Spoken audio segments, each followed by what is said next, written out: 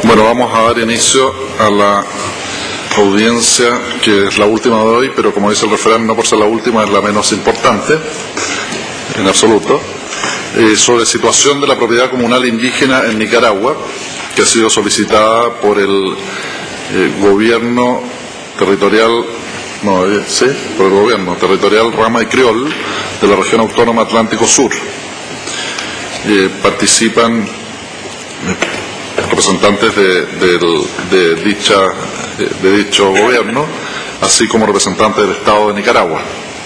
Me acompañan el comisionado Rodrigo Escobar Gil, la comisionada María Silvia Guillén, así como Isabel Madariaga, que es abogada de la Secretaría Ejecutiva de la Comisión y directora del área Mesoamérica.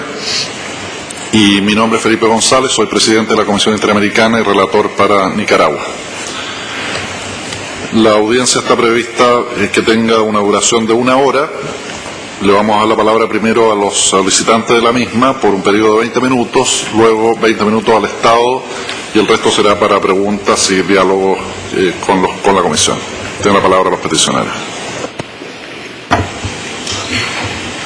Muchas gracias. El Gobierno Territorial Rama Criol, GTRK, de la región autónoma del Atlántico Sur, RAS de Nicaragua, agradece la Honorable Comisión Interamericana de Derechos Humanos, CID, nos haya otorgado audiencia para informar sobre la situación de la propiedad comunal indígena de Nicaragua. En este caso en particular, el pueblo indígena Rama y Criol. Su servidor Santiago Emanuel Tomás, presidente del territorio Rama Criol, y nuestra asesora legal María Luisa Acosta.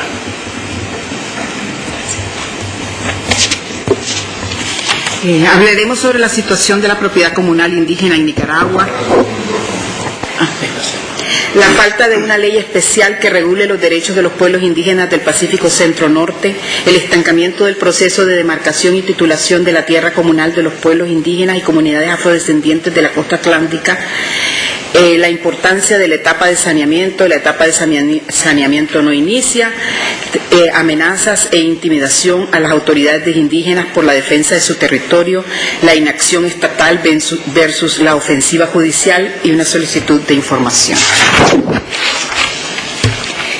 Los pueblos indígenas del Pacífico Centro-Norte desde hace más de 5 años se encuentra ante la Asamblea Nacional el anteproyecto de ley para regular el régimen jurídico de los pueblos del Pacífico Centro-Norte de Nicaragua. Sin embargo, a la fecha, los representantes de la Asamblea Nacional no han aprobado la ley. Al contrario, con tal omisión han discriminado a los pueblos indígenas del Pacífico Centro y Norte, al ser este actualmente el único sector social fácilmente diferenciable en Nicaragua que no cuenta con una ley para regular su situación jurídica. El estancamiento del proceso de demarcación y titulación de la tierra comunal de los pueblos indígenas y comunidades afrodescendientes de la costa atlántica. Después de 9 años de la sentencia de la Corte Interamericana de Derechos Humanos de la OEA en el caso Aguastini versus Nicaragua, a 7 años de la vigencia de la Ley 445, la ley que establece un procedimiento para la demarcación y titulación de los pueblos indígenas del Pacífico, de la costa Caribe, emitida en el 2003, y después de 23 años del reconocimiento constitucional de los artículos 589 y 180 de la Constitución Política de Nicaragua, que expresan el reconocimiento del derecho a la tierra de estos pueblos y comunidades. El proceso, además, después de todos estos antecedentes, el proceso de demarcación y titulación de los territorios tradicionales de estos pueblos y comunidades hoy es un hecho. Sin embargo, de los 23 territorios conformados actualmente por las comunidades indígenas y afrodescendientes de la costa Caribe y de los departamentos de Jinotega y Río San Juan, que son sobre los que tiene competencia la Ley 445, para su demarcación y titulación solamente se han titulado 12, o sea que faltan 11, así como el saneamiento de casi todos ellos, a excepción de que hemos tenido conocimiento de que hay un inicio de saneamiento en Misquito Indian, en el sector de Bozaguas, dirigido por un proyecto de Corazón Verde. Sin embargo, tenemos informaciones contradictorias. Por un lado dicen que no ha comenzado, por otro lado que va a comenzar, pero el resto de los 23 territorios, ninguno ha entrado en saneamiento. La importancia del saneamiento es crucial para la protección de los derechos de los pueblos indígenas sobre sus territorios. La etapa de saneamiento es la última etapa que establece la Ley 445. En la etapa de saneamiento se espera que el Estado establezca cuáles son los derechos de los terceros o personas no indígenas dentro de esos territorios. Y de esa forma, que las comunidades indígenas establezcan un uso, goce y disfrute permanente de sus tierras comunales y se les otorguen los derechos que estos terceros puedan tener. O al contrario, census, se establezca a los terceros que no tienen tales derechos y también se den alternativas para ello. Los campesinos de la frontera agrícola avanzan sobre las tierras indígenas carentes de conocimiento sobre el manejo de los recursos naturales de la zona y sin certeza jurídica de la tenencia de la tierra, por lo que al final no satisfacen sus necesidades de sobrevivencia. Sin embargo, el discurso de sobrevivencia de los campesinos precaristas se ha convertido en un pretexto frecuente para realizar el traspaso de la tierra a comerciantes de tierras, ganaderos y políticos y latifundistas, constituyendo el despojo de la tierra indígena y generando deforestación, destrucción de la biodiversidad en el bosque, trayendo como consecuencia el deterioro general del medio ambiente por el cambio de uso de suelo que genera cambio climático y el calentamiento global. La etapa de saneamiento actualmente no inicia, por lo que tenemos aquí, lo que está generando que esa frontera agrícola siga aumentando y que los pueblos indígenas sigan siendo desplazados y medio ambiente deteriorado.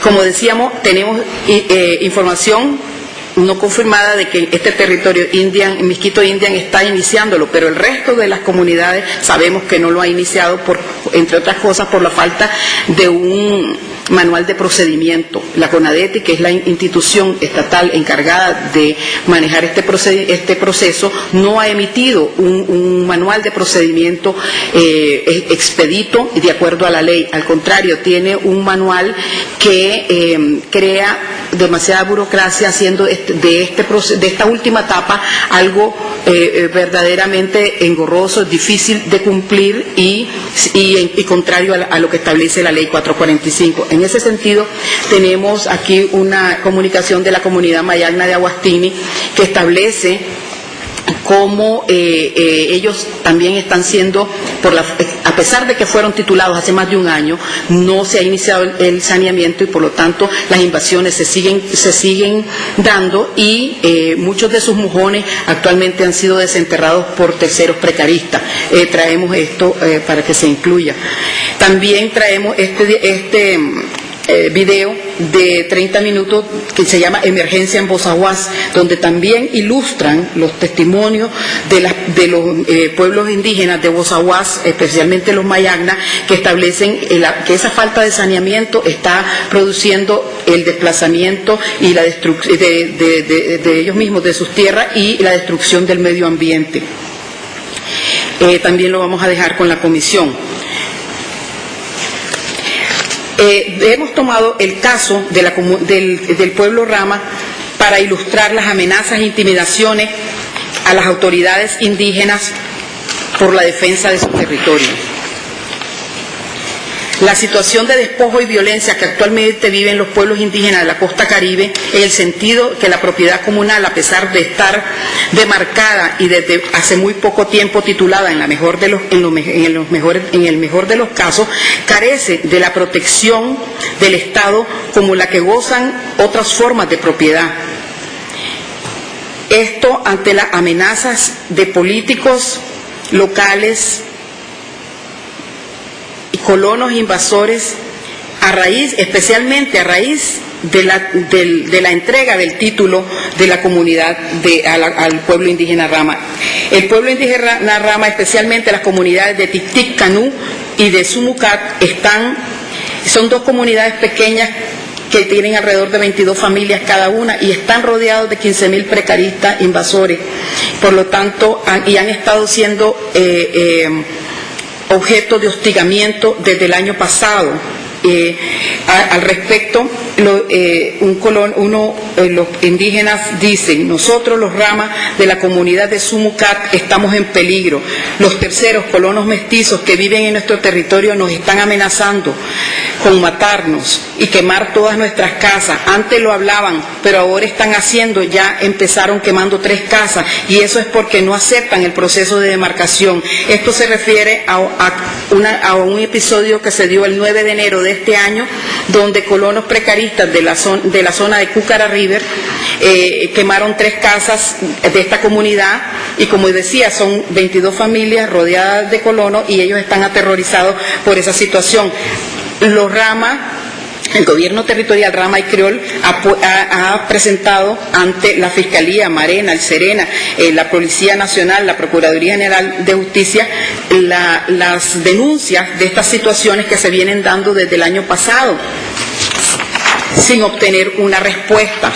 Por ejemplo, el 9 de abril del año pasado, en la comunidad de Tictic Canú, resultaron 2 personas de la comunidad heridas con arma blanca. Sobre eso, en compañía del CENIT, el gobierno territorial Rama y Criol presentó una medida urgente, del cual la Honorable Comisión Interamericana emitió una nota al Estado de Nicaragua solicitando información al respecto.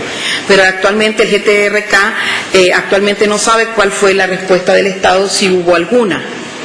Y en junio del 2009 también, en vista de que las circunstancias persistían de amenazas y previendo la escala de violencia que se iba a aumentar por las elecciones regionales, como evidentemente ocurrió, el gobierno territorial Rama y Criol solicitó medidas cautelares ante la Honorable Comisión Interamericana sin obtener una respuesta. Agradeceríamos saber en qué estado se encuentran actualmente.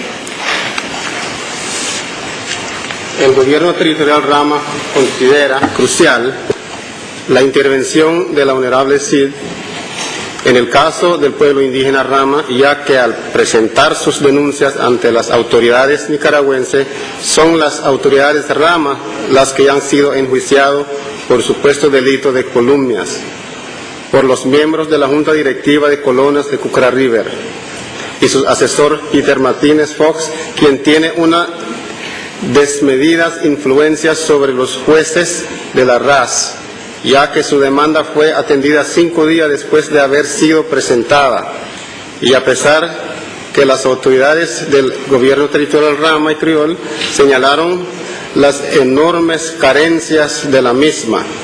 En la audiencia inicial, el juez, aún así, remitió a juicio a las autoridades del GTRK para el día 29 de marzo del 2010.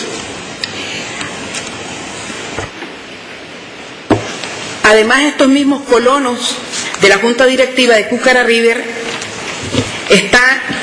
han demandado de nulidad el título del territorio Rama y Criol ante el Juzgado Civil del Distrito de Bluefield.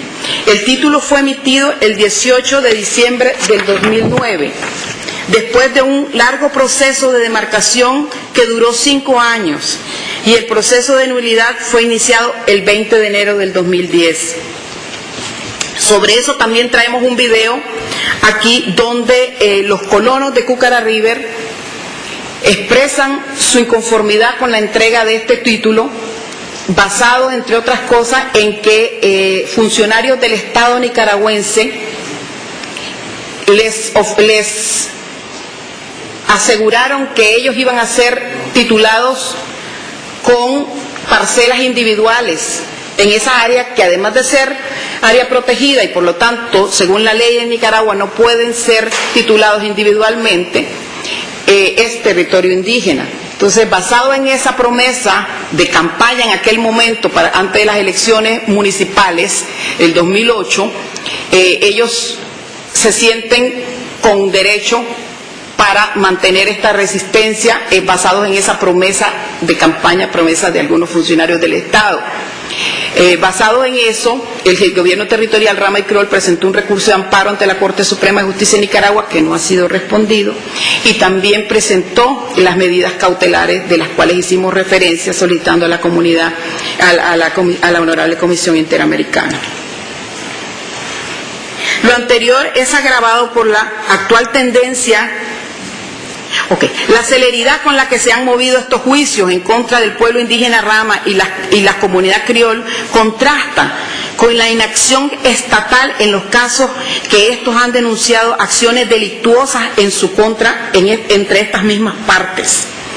Lo anterior es agravado por la actual tendencia en Nicaragua, en el sentido que todo aquel ciudadano o ciudadana que se atreve a denunciar los delitos cometidos en su contra, especialmente contra personas poderosas económica o políticamente, resulta siendo acusado y hasta condenado por un sistema que está lejos, un sistema judicial que está lejos de generar seguridad jurídica.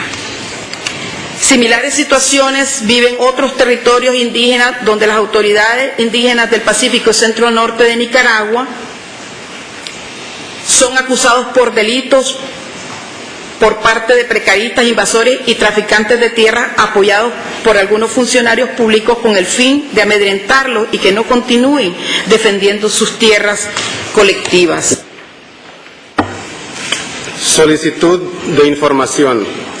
Por lo antes expuesto, solicitamos a la Honorable Comisión, en virtud de lo preceptuado por el artículo 41 de la Convención Americana sobre Derechos Humanos, que establece como funciones primordiales de la CID el promover la observancia y la defensa de los derechos humanos en el hemisferio americano, solicite información al Estado de Nicaragua sobre la falta de protección estatal a la tierra colectiva y sobre el acoso judicial del que están siendo objeto las autoridades del pueblo indígena Rama y Criol para menoscabar la defensa de su recién titulado territorio.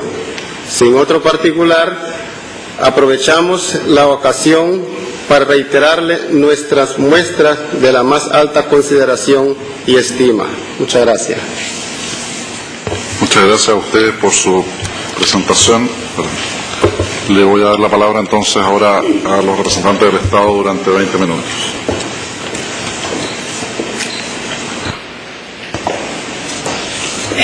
Muchas gracias, señor presidente.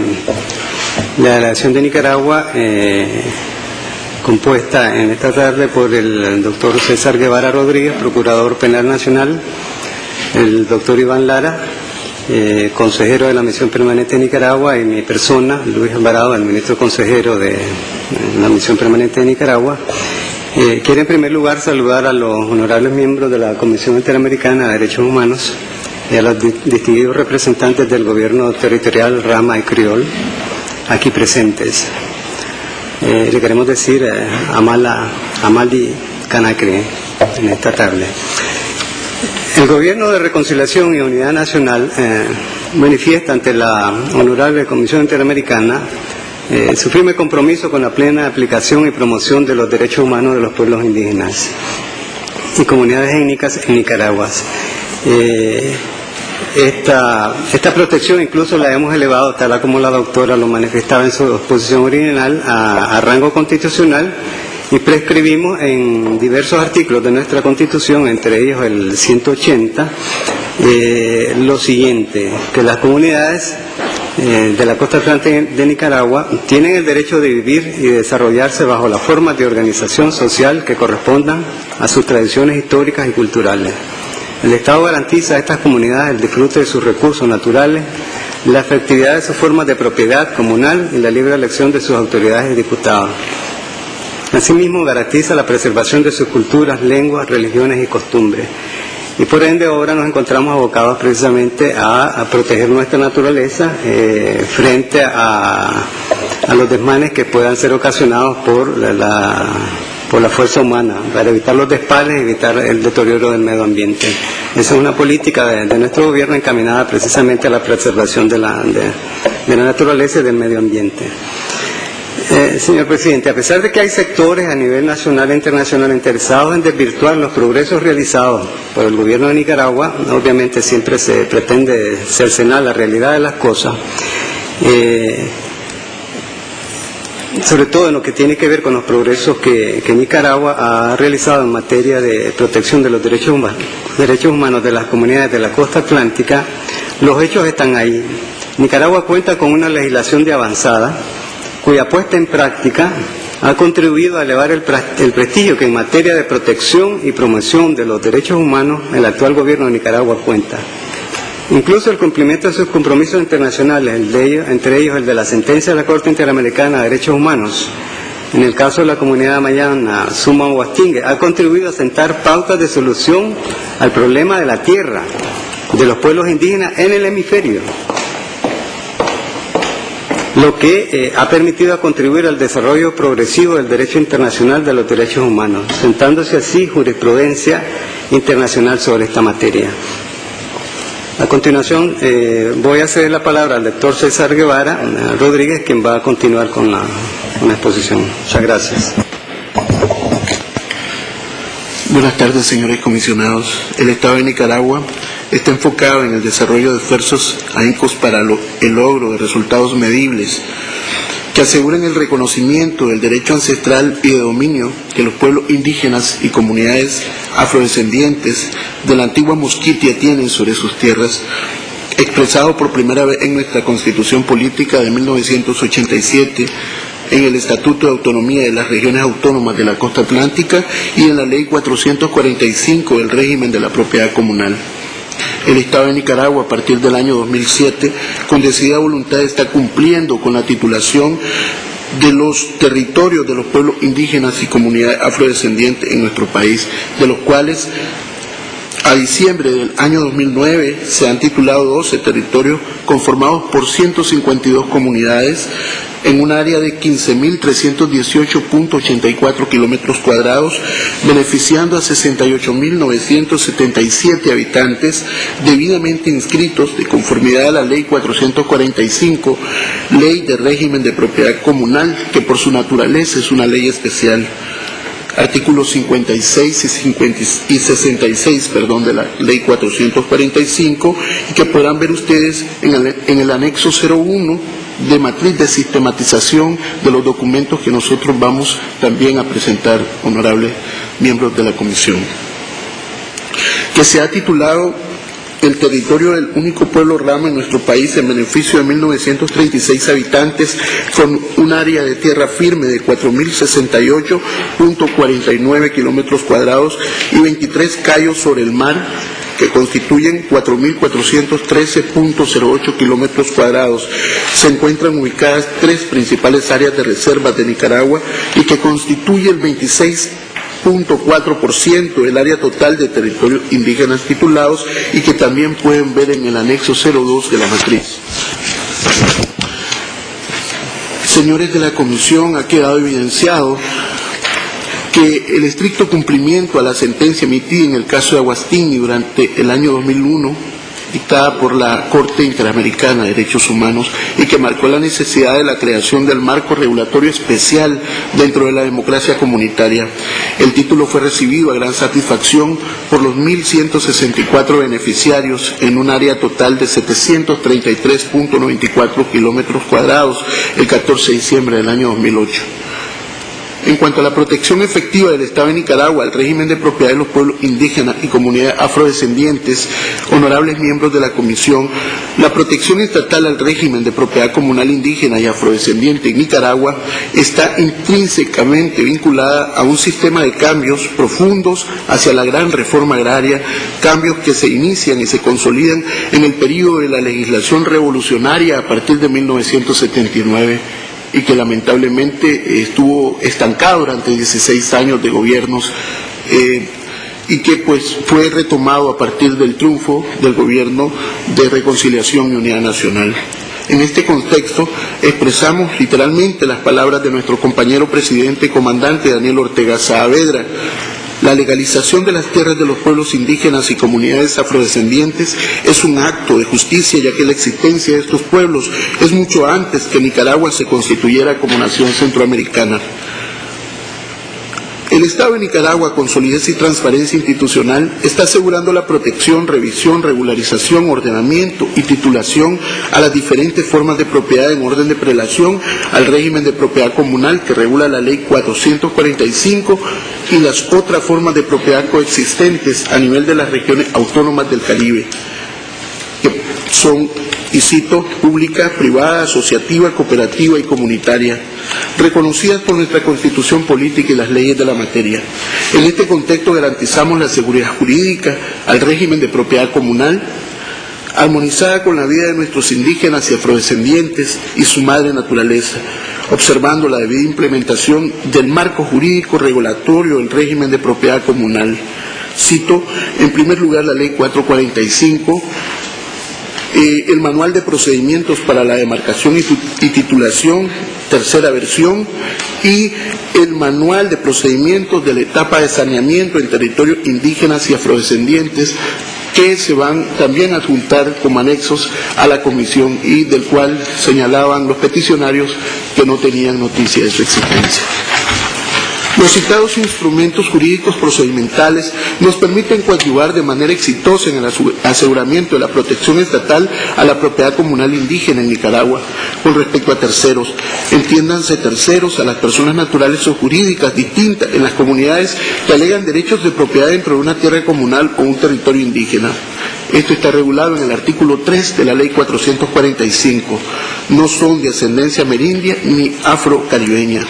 El ordinal 40, inciso D del Manual de Procedimientos para la Demarcación y Titulación establece literalmente lo siguiente: cuando el diagnóstico refleje la existencia de conflictos con terceros, en cualquiera de los casos, la Comisión Intersectorial de Demarcación y Titulación solicitará al director de titulación de la Intendencia de la Propiedad nombre a un representante para que brinde apoyo técnico y material a la comunidad en la búsqueda de soluciones, según el procedimiento correspondiente en relación a los terceros, sin interrumpir el trámite de ley. En todo caso serán ventilados en la etapa de saneamiento. De conformidad al ordinal 45 del referido manual, en caso de conflictos con terceros, la CIDT procede literalmente en el siguiente sentido. Primero, al examinar la solicitud de demarcación del territorio o comunidad y constatar la presencia de terceros, convoca a los mismos y establece plazos para la presentación de documentos legales. B, analiza los documentos pertinentes, y C, en caso de encontrar suficientes fundamentos, propondrá que se analicen y resuelvan en la etapa de saneamiento de acuerdo a la ley número 445, conforme a los artículos 35, 36, 37 y 38 de dicha ley. Los señalamientos históricos y jurídicos son con el único e indubitable fin del compromiso del Estado de Nicaragua al respeto irrestricto de los derechos ancestrales bajo sus legítimas formas de organización establecidos en la Constitución Política de la República de Nicaragua, fortaleciendo el Estado Social de Derecho, la democracia comunitaria, el desarrollo humano de los pueblos indígenas y comunidades afrodescendientes, siendo principios fundamentales del Estado de Nicaragua.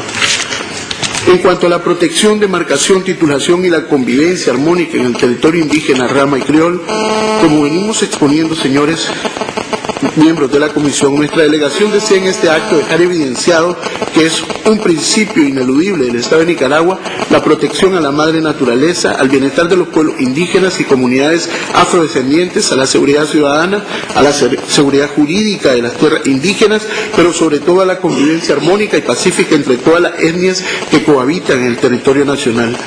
A partir del año 2007 impulsamos un conjunto de acciones encaminadas al logro de consenso y concertación entre las autoridades del territorio rama y criol con líderes mestizos en la búsqueda de soluciones viables a la sana convivencia armónica sin perjuicio del interés, respeto, sujeción a la plena participación directa de los pueblos indígenas y comunidades afrodescendientes y a la voluntad de contribuir de manera pacífica y razonable en la situación jurídica de terceros en el territorio. El 13 de septiembre del año 2008 logramos el consenso y concertación de los representantes de 33 comarcas mestizas y las autoridades indígenas del territorio para la firma de acuerdos denominados los Acuerdos de Aurora, que permitió la culminación de la etapa del diagnóstico, incluyendo la situación jurídica de terceros, lo que podrán observar en el anexo 3, denominado los Acuerdos de Aurora. El 28 de enero del año 2009, en medio de situaciones complejas vinculadas a la alta concentración de población mestiza, logramos consensuar con las autoridades del gobierno territorial Rama y Criol la estrategia que nos permitió culminar satisfactoriamente la titulación de este territorio.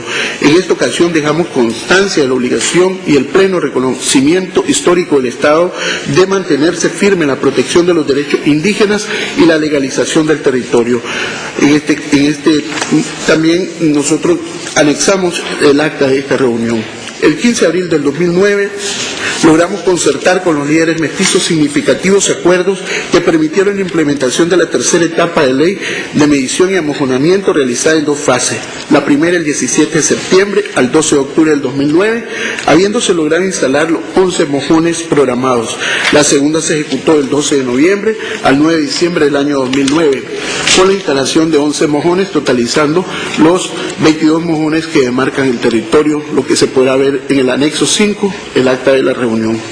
Se destaca el hecho que, de conformidad al artículo 54 y 55 de la Ley 445, sección 11ª, ordinales del 46 al 55 del Manual de Procedimientos para la Demarcación y Titulación, tercera versión, cumplimos a feliz término la tercera etapa de la Ley de Medición y Amojonamiento en medio de fuertes maniobras e intereses desestabilizadores al proceso de legalización, sin hechos que lamentar en términos de daños materiales relevantes ni pérdidas humanas de ninguna de las partes involucradas, lo que se puede ver en el anexo 06, el informe técnico oficial cartográfico. El 18 de diciembre del año 2009, a pesar de las citadas maniobras y la amplia situación jurídica de los terceros paralelamente, el proceso de revisión, el Estado garantizó la titulación de este territorio de gran relevancia histórica con la observancia de los procedimientos establecidos que sellan la legitimidad y la legalidad de este acto. Esto se puede ver en los anexos 07, el título aprobado. Señores comisionados, no obstante la titulación del histórico territorio Rama, es necesario enfatizar la realidad de la complejidad de las relaciones interétnicas y controversias de propiedad existente. De la misma manera es una realidad que estamos asumiendo de forma contundente a través de las vías e instancias de conformidad a los procedimientos establecidos en nuestro ordenamiento jurídico. Los exhaustivos procesos investigativos están determinando que los supuestos hechos son aislados, no vinculantes a la vulneración estricta de los derechos humanos del pueblo indígena Rama y Criol.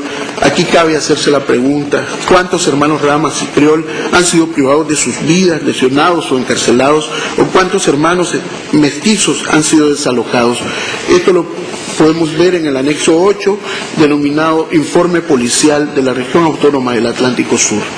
Queremos enfatizar, diciendo ante esta comisión, que nuestras instituciones están abocadas de forma permanente y coordinada en la lucha contra el delito, la protección, la seguridad jurídica de la población nicaragüense. Constitucionalmente somos de naturaleza multiétnica y pluricultural.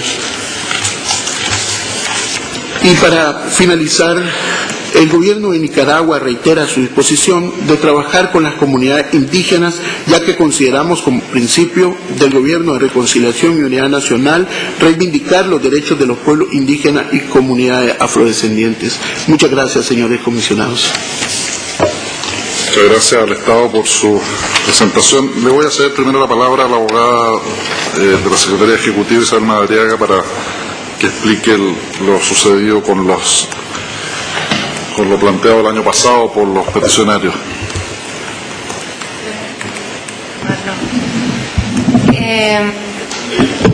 Efectivamente, como planteó la abogada María Luisa Costa, a través de una información que presentó el CENIT a la comisión en relación con los hechos ocurridos en abril del 2009, la comisión, esa nota fue enviada por el CENIT al entonces comisionado Víctor Abramovich en su calidad de relator y de indígena, de relator de pueblos indígenas en su calidad, y dándole la información sobre esa situación. En virtud de eso, la comisión solicitó información de acuerdo al artículo 41 de la Convención Americana al Estado de Nicaragua, quien respondió el 11 de junio, el Estado respondió el 11 de junio a la comisión. Lo que pasa es que aquí no hay un procedimiento como es en las peticiones de trasladar la información a las partes. La comisión evaluó esa información y eso es sin perjuicio que las personas que se sientan afectadas por determinados hechos que consideren violaciones a los derechos humanos presenten una denuncia de acuerdo a los requisitos de la Convención Americana. Y lo segundo, sobre la medida cautelar, que no tenemos en este momento información precisa, quizás después de esta audiencia podemos conversar sobre ella. Gracias. Tenemos registro del recibo de la solicitud de medida cautelar. Lo que pasa con el pedido de información, yo no me acuerdo los detalles en este momento, pero normalmente lo que sucede es que son una forma de enfrentar determinadas situaciones urgentes que, a juicio de la Comisión, en un principio por lo menos no ameritan la concesión de una cautelar. No están pensados como para otro tipo de situaciones, normalmente no están pensados para otro tipo de situaciones más generales. Entonces, dependiendo un poco ahí de la urgencia, se evalúa cuándo se otorgan cautelares y de la gravedad, claro, y cuándo se pide información al Estado bajo el artículo 41. Ahora, entrando al análisis de las presentaciones realizadas, bueno, por una parte existe acuerdo entre peticionarios y Estado respecto de que existe un régimen legal que reconoce los derechos de los pueblos indígenas en Nicaragua, y la Comisión saluda eso, como lo hizo en el momento en que se avanzó en el cumplimiento de la sentencia en el caso Aguastigni. No obstante, como ha señalado la misma Corte Interamericana desde su primera sentencia contenciosa en el caso Velázquez Rodríguez, es indispensable para la protección de los derechos humanos que la consagración o reconocimiento legal o constitucional vaya acompañada de una eficacia de esas disposiciones, ya que de otra manera resulta inconducente tener en el papel esas normas si no se van a aplicar efectivamente. Y por eso la Corte decía también en esa sentencia que el Estado debe organizar todo su aparato de manera de garantizar y proteger los derechos humanos. El reconocimiento legal es un paso, pero no satisface completamente la protección de los derechos humanos. Y en ese sentido, entrando al segundo momento, es que me parece que no hay un acuerdo claro, hasta donde veo, entre la versión que ofrecen los peticionarios y la versión que ofrecen al Estado. Ahora, aquí no estamos en la discusión de un caso, no es eso, pero es importante para la Comisión formarse una idea lo más acabada posible de la situación general.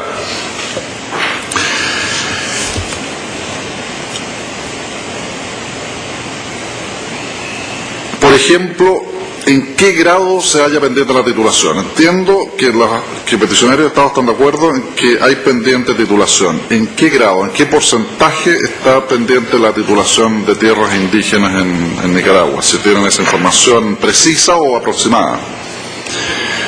Me gustaría escuchar de las dos partes.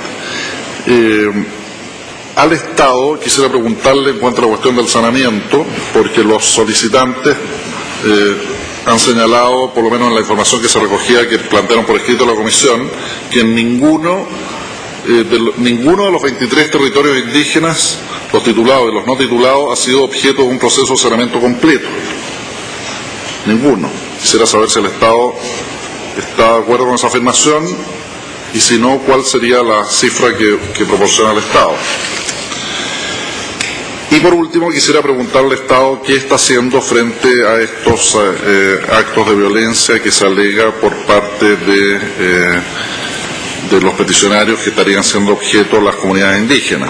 Desde luego aquí no se trata solo de actos de violencia que puedan cometer agentes del Estado, sino también el grado de debida diligencia que está empleando el Estado para prevenir que particulares cometan esos actos de violencia. Quisiera hacer esa pregunta de manera que después podamos entonces analizar la cuestión con información más acabada. Es una pregunta. Comisionada Guillén. Yo en la misma línea de la... Buenas tardes, muchas gracias por sus informes. En la misma línea del presidente, bueno, hay de parte del Estado nicaragüense un reconocimiento formal a los derechos de los indígenas, de los territorios indígenas. Hay una expresión del presidente de la República de que es un acto de justicia. Pero entonces, ¿cómo, en la línea que pregunta el presidente, cómo aterrizar todo ese mandato constitucional, todo ese interés del presidente y todos esos documentos que hay alrededor de esto, en una realidad de violencia contra una comunidad indígena, donde incluso ya hubo un proceso penal donde ha puesto en libertad a los agresores? ¿Qué se hace frente a esta realidad para lograr que toda la formalidad constitucional de todos los documentos, la intención de las máximas autoridades, aterrice en la realidad que está viviendo la comunidad? Senador Joar Gil. Sí, en la misma línea de los comisionados que me han precedido, yo observo que en la Constitución de Nicaragua, al igual que en todas las constituciones de América Latina, tenemos una realidad normativa en donde se estructura un Estado social de derecho, y como elemento de la esencia de ese Estado social de derecho se reconoce el carácter pluriétnico de nuestras sociedades, se reconoce la identidad y la integridad cultural de las comunidades indígenas y de los pueblos afrodescendientes, se reconoce el derecho de gobernarse por unas autoridades propias, se reconocen unos territorios comunales, pero sin embargo eso no se ha plasmado en un esfuerzo real y efectivo por parte de todo el Estado, pero también por parte de la sociedad civil, de hacer realidad esas instituciones.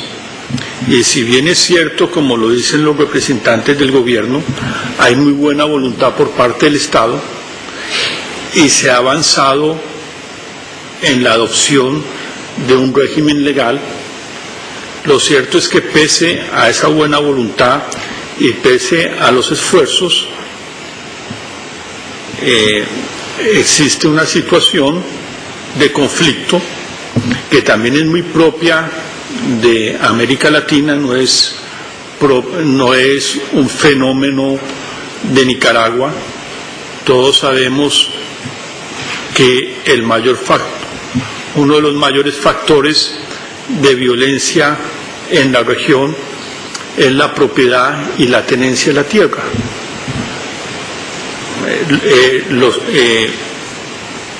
La tierra genera grandes conflictos. Hay unos colonos o hay unos sectores interesados en la propiedad y la tenencia de la tierra y de despojar a sus legítimos titulares de esa propiedad. Entonces hay unos factores objetivos que se oponen a plasmar en la realidad los buenos propósitos de la Constitución. Entonces yo haría una pregunta a los peticionarios, pero también otra al Estado, a los peticionarios orientada a identificar cuáles son esos factores o esos obstáculos que efectivamente se oponen a que estas leyes sean una realidad. Y también al Estado, porque vemos un clima de violencia. Por ejemplo, acá se nos habla de que una comunidad del pueblo Ramá fue atacada y que pese a estos graves actos de violencia no ha habido una adecuada investigación y una adecuada protección por parte del Estado. Entonces la pregunta está dirigida a establecer qué medidas de protección se han implementado para estas comunidades y qué medidas se han implementado para asegurar que estos hechos se investiguen, se penalicen, porque ese es el presupuesto básico para que estas leyes puedan funcionar. Tienen entonces 5 minutos los peticionarios y 5 minutos el Estado. También pueden hacerse cargo de observaciones del Estado y el Estado de los peticionarios.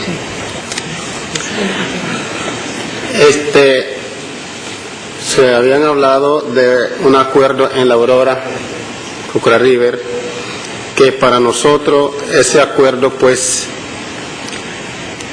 es nulo, por lo que a nuestra experiencia el Estado tiene la tendencia de llegar a las comunidades a escoger 1 o 2 personas en particulares y los hacen firmar diferentes documentos.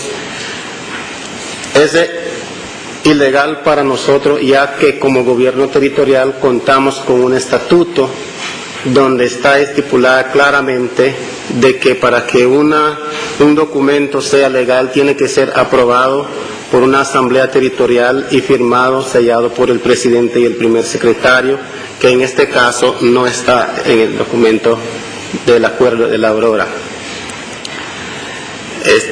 En el otro caso estamos viendo, por ejemplo, mi persona como presidente del territorio Rama, estoy siendo procesado por denunciar actos ilícitos antijurídicos en contra de la integridad física de los comunitarios indígenas,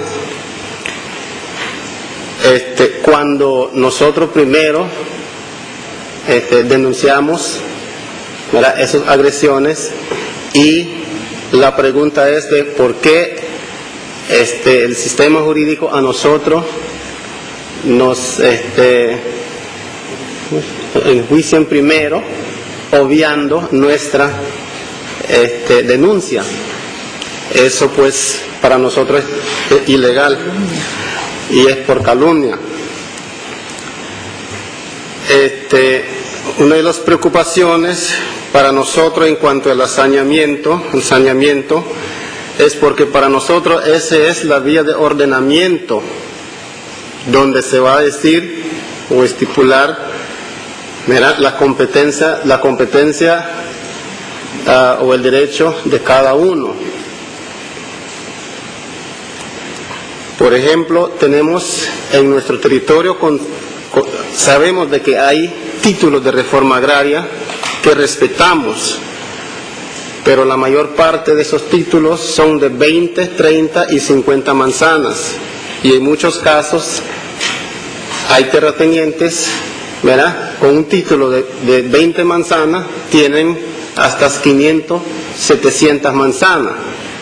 Ese es para nosotros pues la solución para esto es el saneamiento. Estamos conscientes de que ley hay, pero el problema es la aplicación de las leyes, ¿verdad?, en el país. Nos gustaría que el manual de procedimiento del saneamiento se hace de acuerdo a la ley, que en este caso en el artículo 59 de la ley 445 estipula de que los líderes comunitarios junto con la intendencia de propiedad son los que harán esos trabajos. Sí, Estamos de acuerdo en la cantidad de comunidades, de territorios que se han titulado, ¿verdad? De los 23, 12 se han titulado, 11 no. Pero el problema es que han entregado títulos, pero no están protegiendo esos títulos. La gente sigue entrando a los aguastini, como ellos mismos dicen, les sacaron los mojones y se los cortaron, a los ramas también, no terminaron el proceso de marcación, tuvieron que salir por las amenazas, siguen amenazando, es más, a partir de la entrega del título las amenazas han aumentado, quemaron las casas, y como decía Santiago, ellos empezaron a poner las denuncias el año pasado, a mediados empezaron con el caso de la comunidad de Ticticanu en abril, y las autoridades no resolvieron nada. Se presentó otra denuncia en junio, las autoridades no resolvieron nada, se presenta una en enero, no resuelven nada, y los acusados, las personas que están amenazando, que están hiriendo, que están en esto, presentan una denuncia, una querella privada, una querella de calumnia contra ellos, y él está siendo procesado junto con Miss Pearl, que es otra lideresa del pueblo criol, y están para el juicio el día 29. Y según como ha ocurrido desde hace años, estas personas no pierden un solo juicio en los tribunales de Bluefield, ninguno. Incluso demandaron al Estado por el proceso de demarcación y un recurso de amparo en 12 horas, el último día del término que le tocaba a la jueza, respondió afirmativamente, suspendiendo el acto, legalmente le dijo, párense la demarcación. Yo tengo 15 años de trabajar en esa área, una vez me han suspendido un acto. Y estas personas presentan y le suspenden los actos que sea, o sea, tienen la varita mágica con el Poder Judicial. Y los ramas van al Poder Judicial, van a la Procuraduría, van a la Fiscalía, van a la Marina, van al Serena, y no pasa nada. Ese es el problema. El problema es ellos están siendo procesados, y el problema no es solo la multa que les van a poner, es el precedente. ¿Hasta dónde van a llegar? Después esa gente viene con daños y perjuicios por $500,000, y es porque ya esa película, nosotros ya la vimos. Por eso estamos aquí.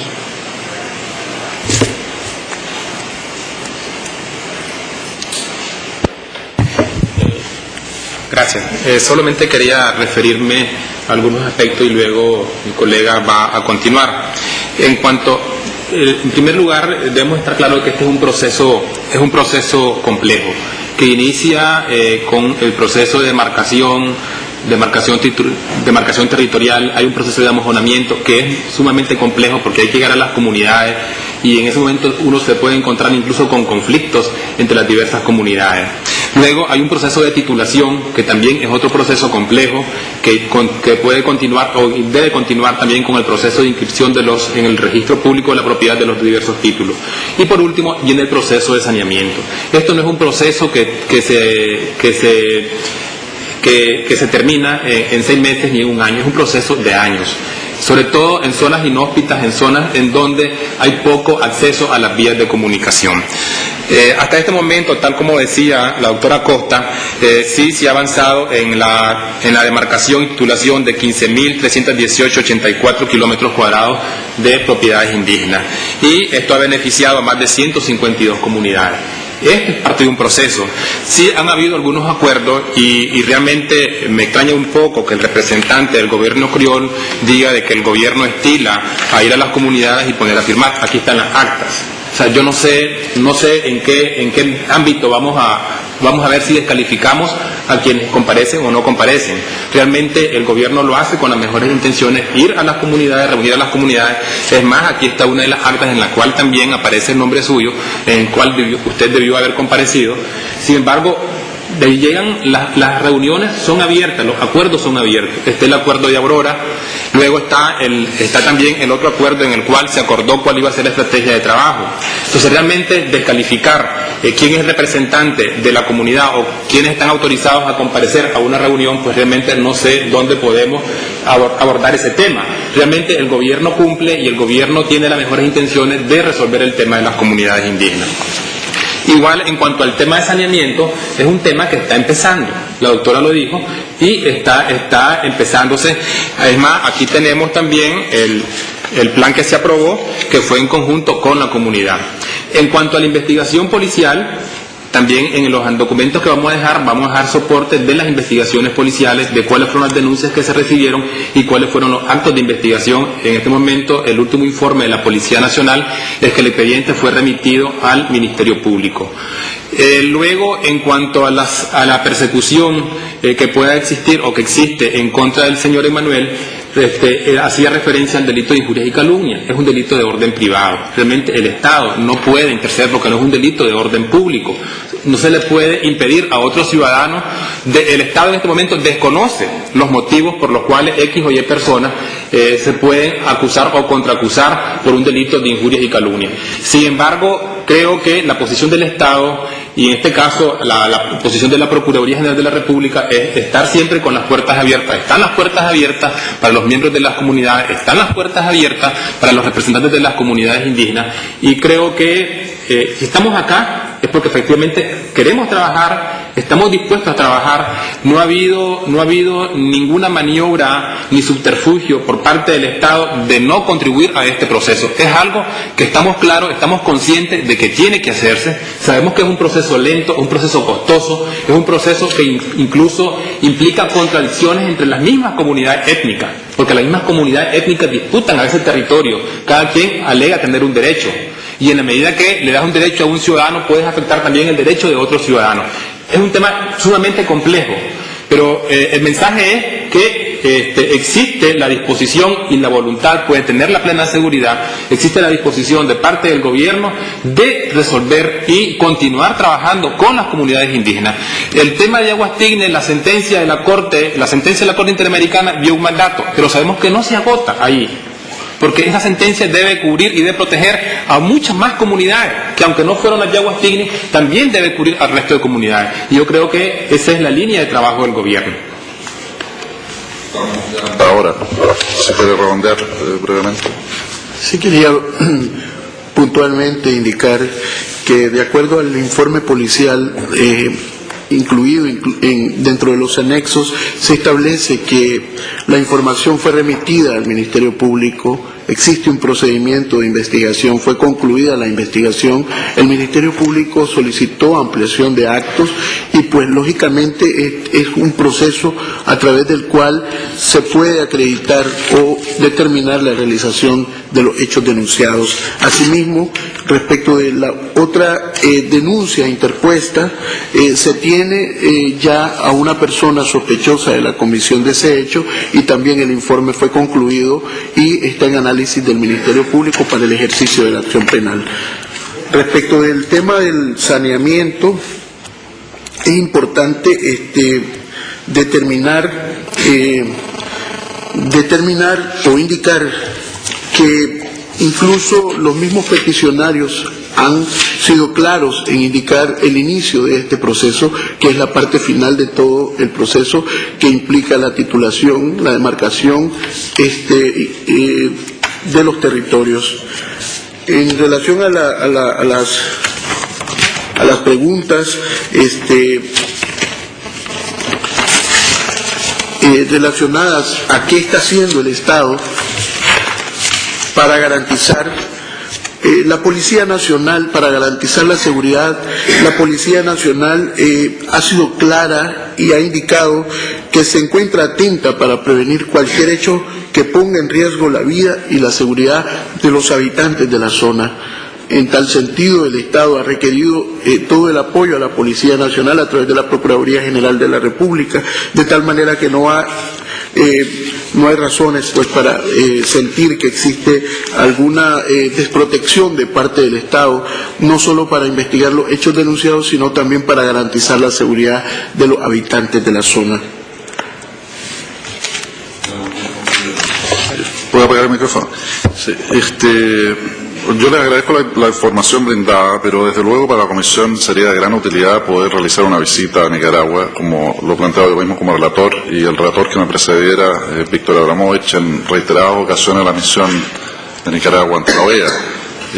Esa es la manera a través de la cual la Comisión, conforme al Pacto San José de Costa Rica, tiene ese es el mecanismo contemplado por excelencia para imponerse de en qué consisten los hechos. De otro modo, en definitiva, la Comisión no puede formarse una idea acabada de lo que ocurre realmente en un país. Ahora, yo quisiera añadir que sin perjuicio de si es o no una acción privada la que se está siguiendo, una acción judicial privada en contra del peticionario, desde luego aquí lo que se ha señalado es que podría haber irregularidades en el sistema judicial. En ese sentido yo le voy a pedir a la abogada de la Secretaría Ejecutiva que esté en contacto directo en los próximos días con los peticionarios de manera de asegurarse que este proceso se haga con las debidas garantías judiciales como exige la Convención Americana sobre Derechos Humanos. O sea, la Comisión va a hacer un seguimiento estrecho respecto de las características del juicio que se lleva a cabo. Y por último quisiera decir también que el reglamento de la Comisión establece la prohibición de que los Estados adopten cualquier clase de represalias contra las personas que concurran a declarar ante la Comisión. De manera que creo que es muy importante que se tenga esto en consideración para el desarrollo del juicio. Ahora, yo lamentablemente aquí no estoy acompañado por la relatora sobre pueblos indígenas, que hubiera sido importante que estuviera también. Lo que pasa es que había otro tema indígena en el panel paralelo, pero voy a conversar también con ella sobre el tema general de la audiencia, de manera de mantenerla informada y ver a través de qué mecanismo podemos darle seguimiento. Levantamos entonces la sesión.